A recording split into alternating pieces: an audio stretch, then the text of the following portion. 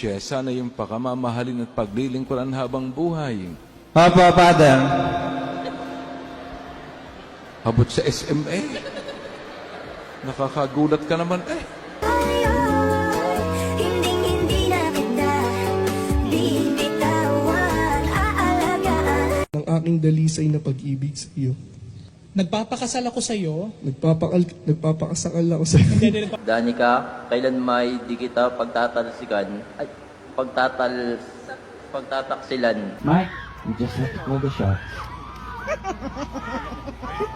You just have to call the shots. And the last, which is far important, is this. It says in Ephesians that husbands, love your wives as Christ loves the church.